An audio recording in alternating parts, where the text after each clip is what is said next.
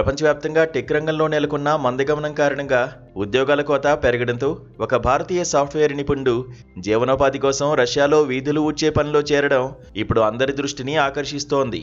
26 ఏళ్ల ముఖేష్ మండల్ అనే యువకుడు ఏఐ, చాట్బాట్స్, జీపీటీ వంటి అత్యాధునిక సాంకేతికతలపై మంచి అవగాహన కలిగి ఉండడమే కాకుండా గతంలో మైక్రోసాఫ్ట్ వంటి దిగ్గజ సంస్థలతో కలిసి పనిచేసిన అనుభవం ఉంది. అయినప్పటికీ ప్రస్తుత గ్లోబల్ టెక్ మార్కెట్లో నియామకాలు తగ్గడంతో ఆర్థిక స్థిరత్వం కోసం అతను రష్యాలోని సెయింట్ పీటర్స్బర్గ్లో మున్సిపల్ పారిశుద్ధ్య కార్మికుడిగా చేరాల్సి వచ్చింది.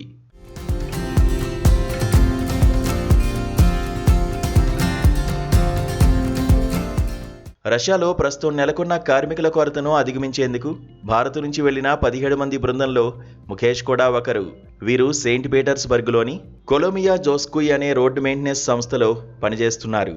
వీధులను శుభ్రం చేయడం, వ్యర్థాలను తొలగించడం వంటి పనుల కోసం వీరికి నెలకు దాదాపు 1,00,000 రూబిళ్లు అంటే భారత కరెన్సీలో సుమారు 1.1 లక్షల రూపాయలు జీతంగా లభిస్తోంది. కేవలం జీతం మాత్రమే కాకుండా వీరికి ఉచిత వసతి, భోజనం, రవాణా సౌకర్యాలను కూడా సదరు సంస్థ కల్పిస్తోంది. ఈ బృందంలో సాఫ్ట్వేర్ ఇంజనీర్లతో పాటు రైతులు, డ్రైవర్లు, ఆర్కిటెక్ట్లు కూడా ఉండడం విశేషం. ఏ పని చేసినా దానికి ఒక గౌరవం ఉంటుందని, భారతీయులకు పని చిన్నదా పెద్దదా అనేది ముఖ్యం కాదని ముఖేష్ అభిప్రాయపడ్డాడు. ఆర్థిక పరిస్థితులు అనుకూలించిన సమయంలో ఖాళీగా ఉండడం కంటే వచ్చిన అవకాశాన్ని ఉపయోగించుకోవడం ఆచరణాత్మక నిర్ణయమని అతను పేర్కొన్నాడు. రష్యాలో ఏడాది పాటు పనిచేసి కొంత సొమ్ము సంపాదించిన తర్వాత తిరిగి భారతదేశానికి వెళ్లి తన వృత్తిలో స్థిరపడాలనే లక్ష్యంతో అతనున్నాడు. ప్రస్తుతం రష్యాలోని గడ్డగట్టే చలిలో కూడా అతను తన విధులను నిర్వహిస్తున్నాడు. భాషా సమస్యలు ఉన్నప్పటికీ సహోద్యోగులతో సమన్వయం చేసుకుంటూ ముందుకు సాగుతున్నాడు.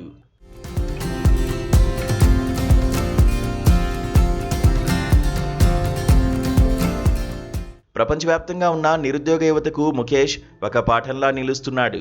సంక్షోభ సమయంలో దొరికిన అవకాశాన్ని అందిపుచ్చుకోవడమే నిజమైన తెలివితేటలు. ముఖేష్ మండల్ ప్రయాణం కష్టాల్లో ఉన్న ఎంతో మందికి స్ఫూర్తినిస్తోంది.